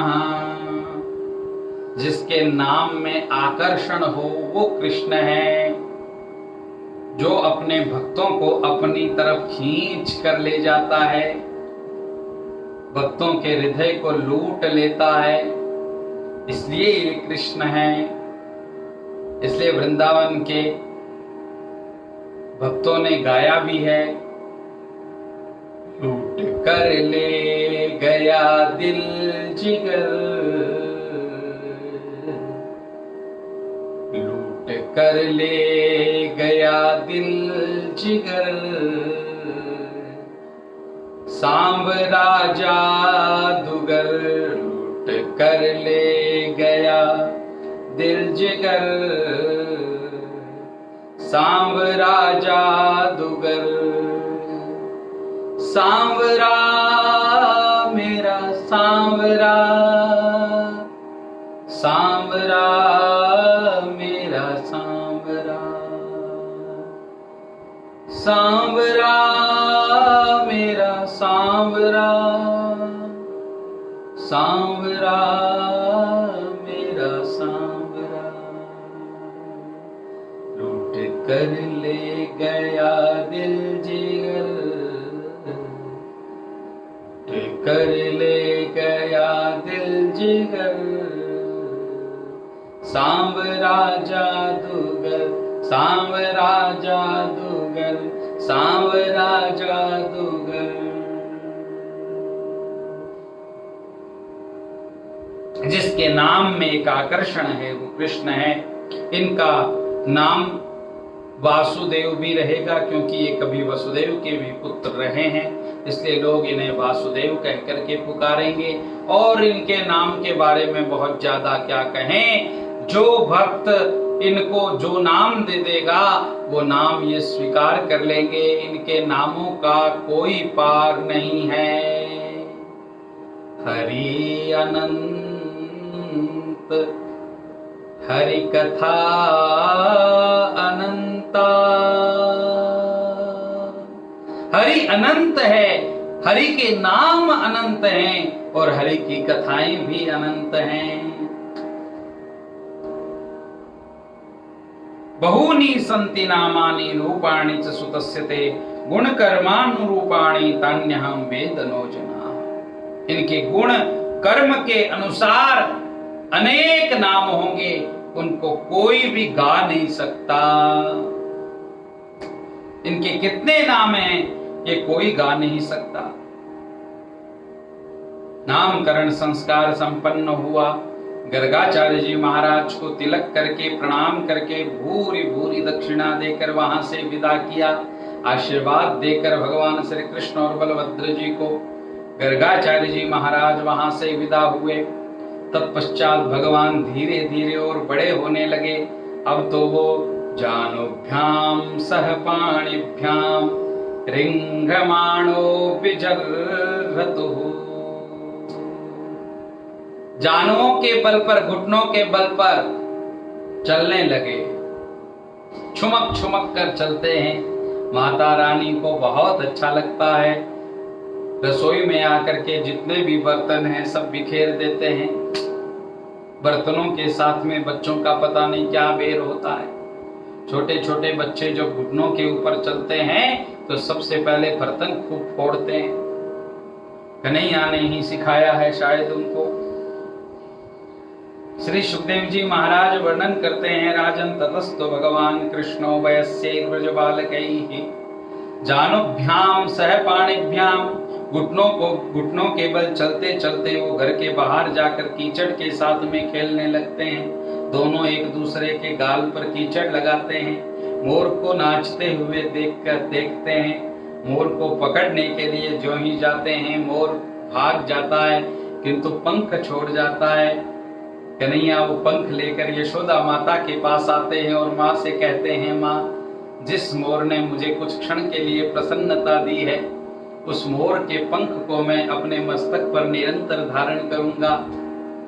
और भगवान उस दिन से मोर पंख का मुकुट लगाने लगे हैं अपने मस्तक पर। मोर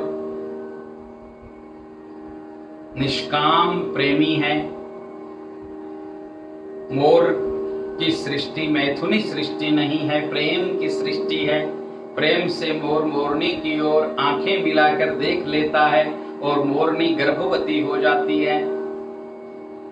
इसलिए भगवान मोर पंख लगाते हैं कि मैं भी निष्काम हूं, मेरे जीवन में किसी भी प्रकार की कोई कामना नहीं है।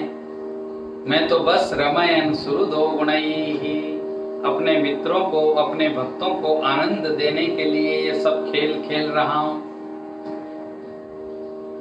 न मे पार्थास्ति कर्तव्यम त्रिषु लोकेषु किंचन नानवाप्तमवाप्तव्यम वर्तएव च कर्मणि।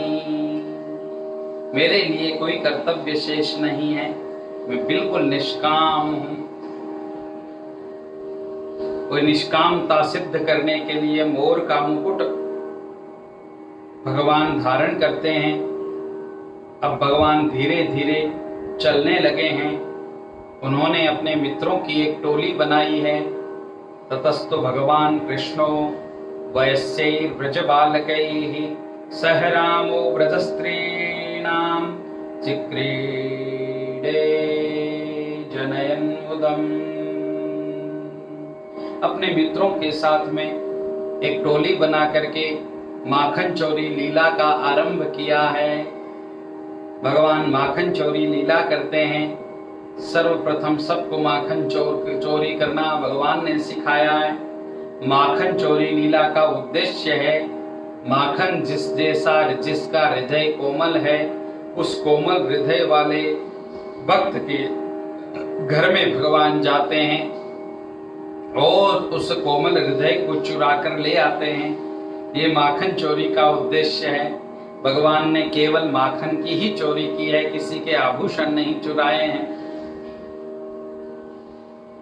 और माखन कोमलता का प्रतीक होने के कारण जिसका हृदय माखन के जैसा कोमल है, उस हृदय को चुराते हैं भगवान। गोपियां बैठ करके घरों में चिंतन करती है, हमारे घर कब आएंगे, हमारे घर कब आएंगे। जिस गोपी ने कृष्ण को याद किया उस गोपी के घर में चले गए माखन चोरी करने के लिए। जिन जिन गोपियों के घर में भगवान नहीं गए, वो सारी की सारी गोपियां इकट्ठी होकर कन्हैया का दर्शन करने के लिए यशोदा माता के पास में आकर कन्हैया की शिकायत लगाती हैं। वत्सान मुंचन क्वचित समये क्रोश संजातः सः स्तेयं स्याद्वत्यथ दतिपयः कल्पितैस्तेययोगैः मर्कान् भोक्षन् विविधसिततेन्नात्ति भाण्डं भिनत्ति द्रव्यालाभे सगृह कुपितो यात्युपक्रोश्यतो कान्। श्री सुखदेव जी महाराज वर्णन करते हैं, यशोदा माता के घर आकर के गोपियां जोर से उनके द्वार पर आकर के चिल्लाती है, यशोदे यशोदे। यशोदा माता दौड़ करके बाहर आती है। क्या हुआ? कहती हैं गोपिकाएं, माता जी आपका जो छोरा है वो बहुत आजकल चंचल हो गया है।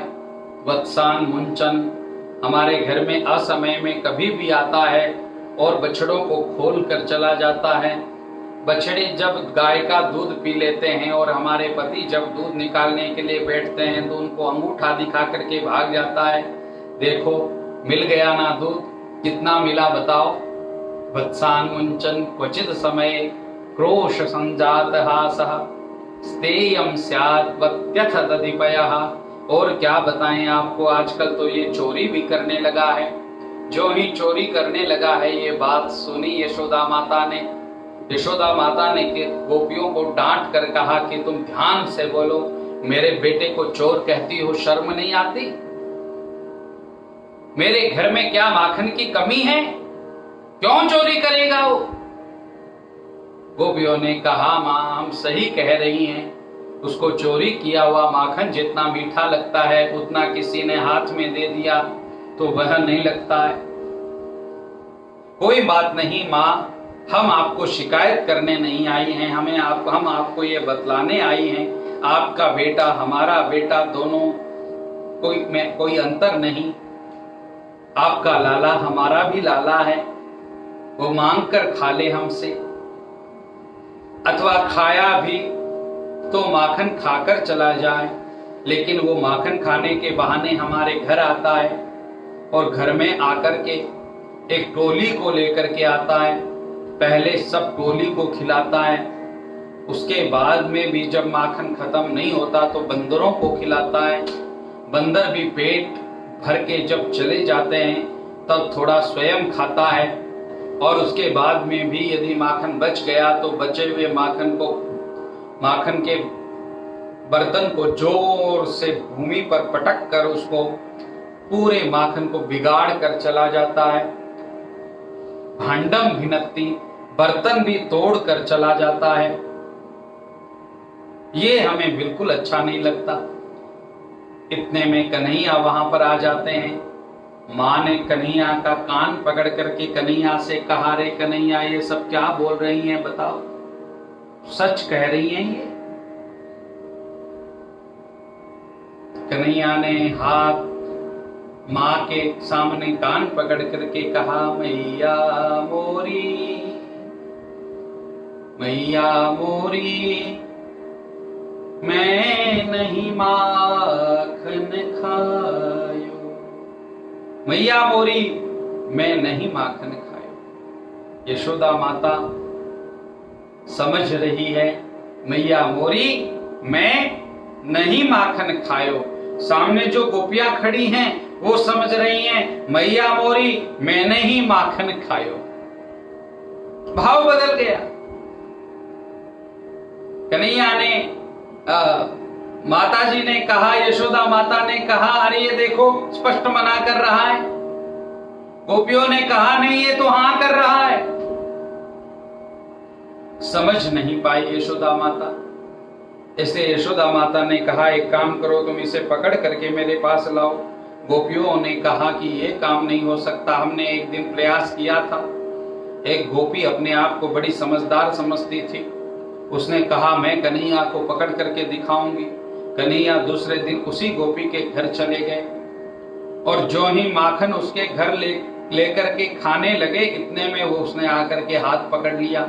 कन्हैया से उसने निवेदन किया, तुम मुझे छोड़ दो, आज के बाद तुम्हारे घर चोरी करने कभी नहीं आऊंगा। लेकिन वो मानी नहीं।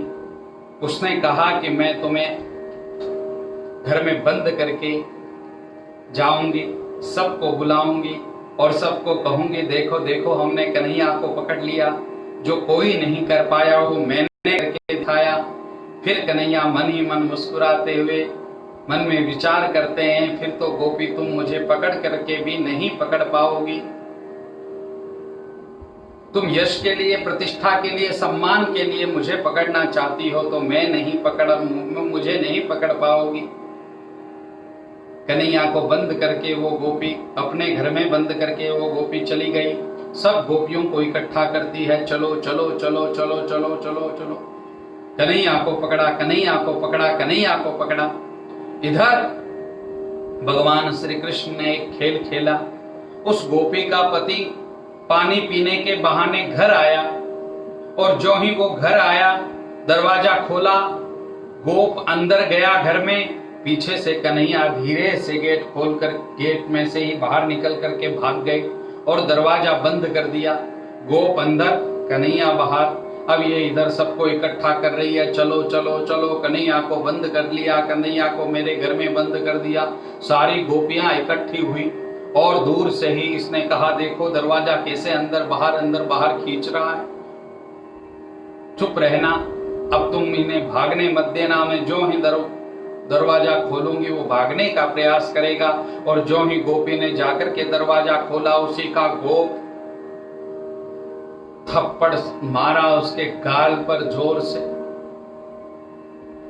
आप यहाँ क्या कर रहे हो? कन्हैया ने कहा, गोप ने कहा, तुम यहाँ क्या कर रही हो? तुम मुझे बंद करके चली गई। मैंने तो कन्हैया को पकड़ा था। कौन कन्हैया? अब सब गोपियां इकट्ठी हुई और कहा, क्यों हमारा समय बर्बाद किया इस छोरी के कारण? पढ़ी लिखी छोरी, अपने आप को न जाने कितना समझदार समझती है, अपने हैं धनी को घर में बंद करती है और कन्हैया का नाम लेती है। इस प्रकार से उस गोपी को फिर मुक्त करने के लिए भगवान ही वहां पर आए और उसे मुक्त किया। भगवान ने खूब माखन चोरी लीलाएं की। एक दिन तो एक गोप पकड़ करके कन्हैया को लेकर के जा रहे थे। ये नंद बाबा के पास कन्हैया ने देखा कि उनका एक मित्र दूर से कन्हैया का पीछा करता हुआ आ रहा है। इधर ये गोप भी उसको पुराना एक मित्र मिल गया। दोनों मित्र आपस में बातचीत करने लगे। बातचीत करने में इतने मग्न हो गए कि कन्हैया ने अपने मित्र को बुला करके कहा, तू तेरी बाप की अंगुली पकड़। और कन्हैया ने उस मित्र की अंगुली पकड़ा करके अपने मित्र को अपने उसी के बाप की अंगुली पकड़ा करके भाग गए। मैं तुम्हारे लिए माखन लेकर के आता हूं, यह कहकर। और वो दोनों बातें करते करते जब आगे चलने लगे, कन्हैया पीछे से उसको माखन का लोंदा दिखाते, चल चल चल, मैं तुझे माखन दूंगा। और वो माखन के बदले में चलता गया आगे। नंद बाबा के पास जाकर के उस गोप ने बातों बातों में ही कहा, बाबा आपके छोरे को संभालो जरा, गायों की तरफ भी आपका ध्यान है, छोरे की तरफ भी थोड़ा ध्यान दे दो। नंद बाबा मुस्कुराने लगे, हंसने लगे। उसने कहा, हंसने वाली इसमें क्या बात है? कहा, अरे भैया तू देख तो ले एक बार किसको पकड़ करके लाया है। जो ही उस गोप ने अपने छोरे को अपनी अंगुली पकड़े हुए देखा, तू कहां से आया कह करके उसको थप्पड़ मारी। जो ही वो रो करके भागा, कन्हैया ने उसको गले लगाया और माखन उसके मुख में दिया, रो मत, माखन खा। इस प्रकार से माखन की लीला, दिव्य माखन की लीला भगवान करते हैं। गोपियों ने कहा कि हमने खूब इसको पकड़ने का प्रयास किया, लेकिन इसको पकड़ पाना अत्यंत कठिन है।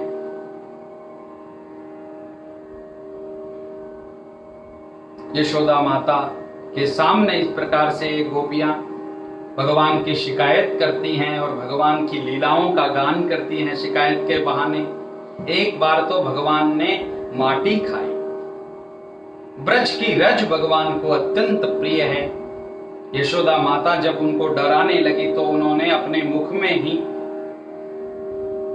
समस्त आकाश मंडल को, नंद भवन को, संपूर्ण भूतल को यशोदा माता को दर्शन करवाया। ये सब देख करके यशोदा माता घबरा गई, लाला को हृदय से लगाया। इसके पश्चात एक और माखन चोरी लीला भगवान ने की। माता यशोदा के पास दौड़ करके कन्हैया एक दिन आए और कहा, माँ मुझे भूख लगी है। माता यशोदा माखन निकाल रही है, उस समय दधि मंथन कर रही है। कन्हैया से कहा, कन्हैया अभी तू मेरा दूध पी ले, अभी माखन तैयार नहीं हुआ है। और दूध पिलाती पिलाती यशोदा माता को अचानक याद आया कि दूध चूल्हे पर भी रखा हुआ है और उस दूध को बचाने के लिए कन्हैया को वहां छोड़ करके यशोदा माता गई है। त्यों ही कन्हैया को गुस्सा आ गया।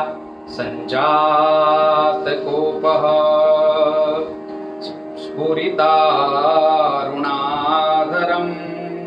संदंस्य तद्वीर दधिमंथ भाजनम। क्रोध में भर करके कन्हैया ने एक पत्थर लिया और उसके ऊपर जोर से पटक करके मार डाला। पत्थर से सारा का सारा माखन नीचे गिरा दिया। अब जो ही यशोदा माता दूध को बचा करके यहाँ पर आई तो यहाँ कबाड़ा देख करके कन्हैया को डराने लगी। कन्हैया विद्वाश्रु झूठे आंसू बहाने लगे, रोने लगे। कन्हैया ने हृदय से मां ने हृदय से लगाया कन्हैया को और कन्हैया से कहा, कन्हैया इस प्रकार से आगे से तुम गलती मत करना। श्री सुखदेव जी महाराज वर्णन करते हैं, राजन एक दिन तो भगवान को उखल को बांध देती है यशोदा माता। जब भगवान माखन चोरी लीला कर रहे हैं उस समय यशोदा माता देख लेती है। कथा बड़ी रोचक और बहुत सुंदर है, लेकिन समयाभाव के कारण हम आपको नहीं सुना पा रहे हैं। कन्हैया को पकड़ करके यशोदा माता उखल के बांध देती है। यमल और अर्जुन नाम के दो वृक्ष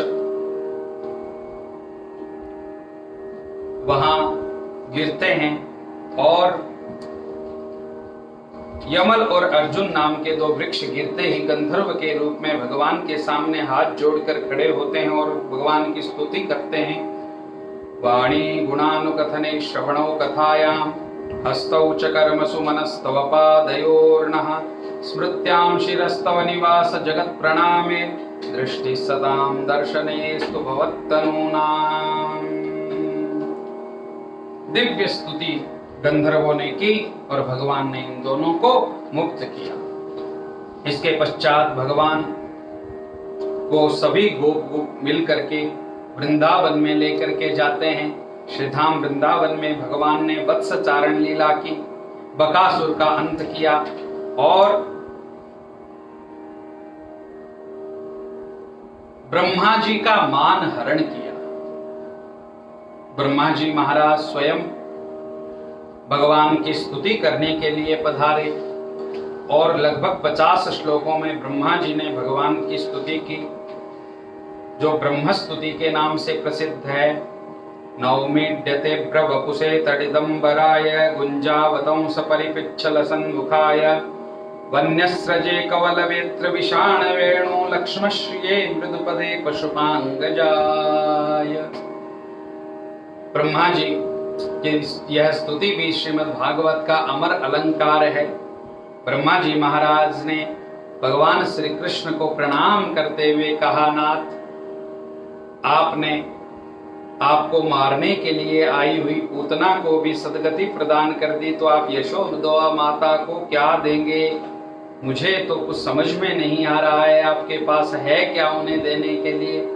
प्रश्न चिन्ह लगा करके ब्रह्मा जी महाराज भगवान को प्रणाम करते हैं और सारे जगत के विद्वानों को ये कहते हैं कि जो कोई भी ये कहता है कि मैं परमात्मा को जानता हूं तो ठीक है, वो जानते रहें, लेकिन मैं ब्रह्मा होकर के भी, इस आदि सृष्टि का आदि होकर के भी स्पष्ट कह रहा हूं कि मैं भगवान को नहीं जानता। जानन्तेव जानन्तो किम बहुज्ञान में प्रभो मनसो कुचो वाचो वैभवम तव गोचर।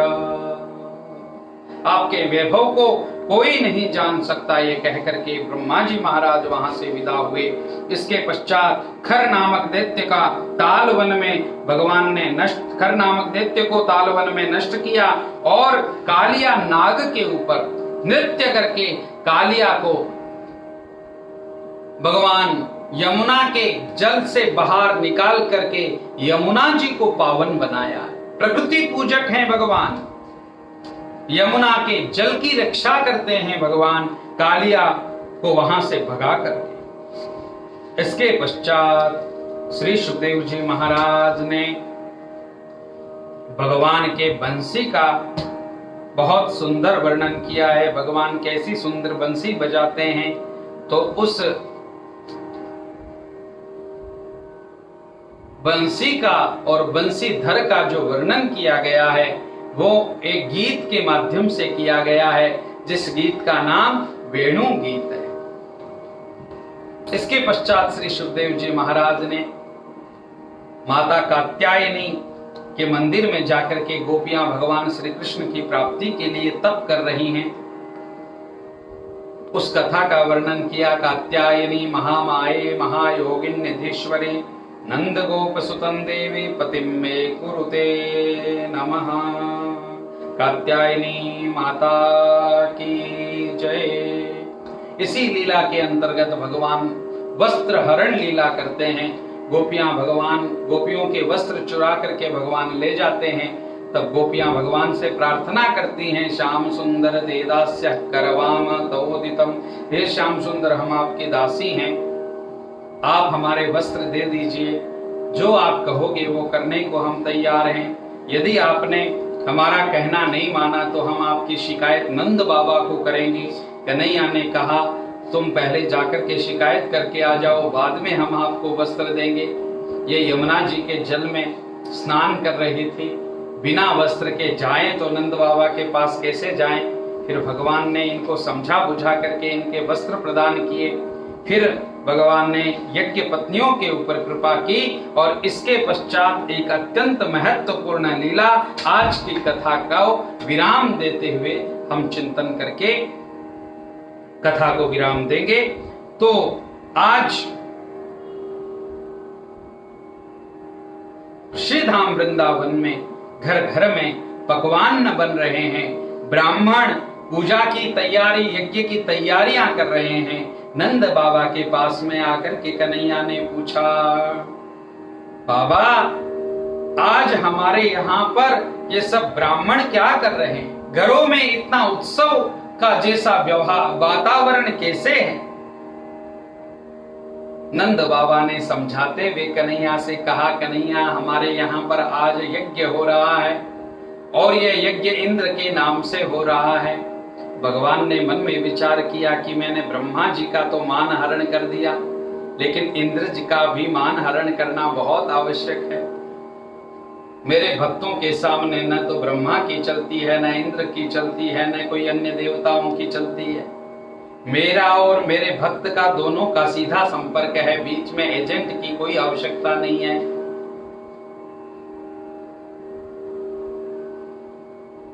जो दृढ़तापूर्वक भगवान का भजन करते हैं वो सीधे भगवान की प्राप्ति कर सकते हैं। यह बतलाने के लिए भगवान ने यह गोवर्धन लीला की है।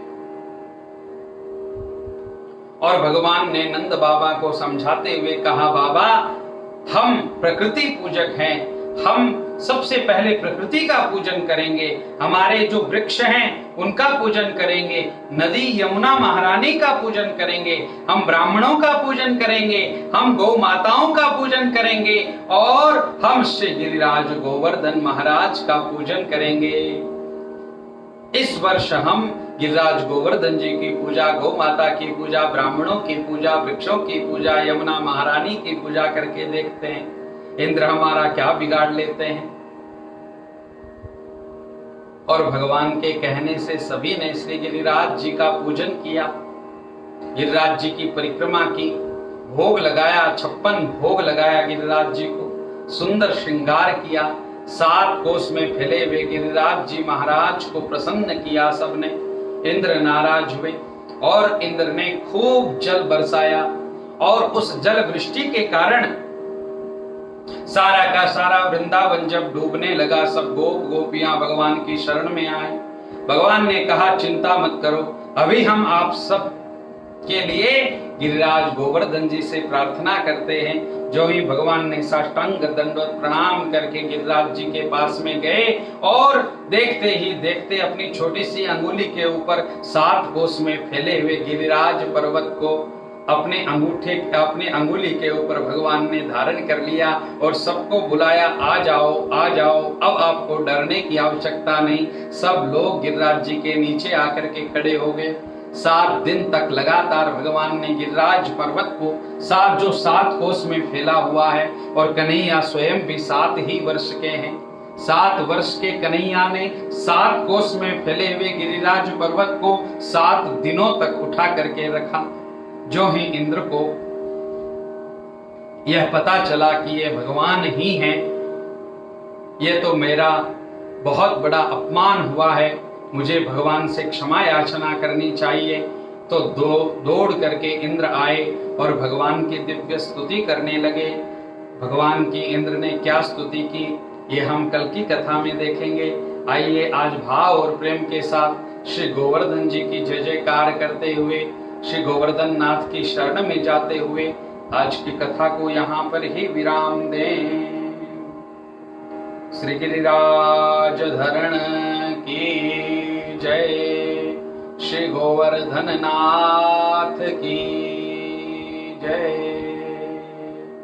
गिरिराज धरण प्रभु तुम्हारी शरण, गिरिराज धरण प्रभु तुम्हारी शरण, प्रभु तुम्हारी शरण, प्रभु तुम्हारी शरण, प्रभु तुम्हारी शरण, प्रभु तुम्हारी शरण। गिरिराज धरण प्रभु तुम्हारी शरण, गिरिराज धरण प्रभु तुम्हारी शरण, गिरिराज धरण प्रभु तुम्हारी शरण। श्री गिरिराज महाराज की जय। नारायण नारायण।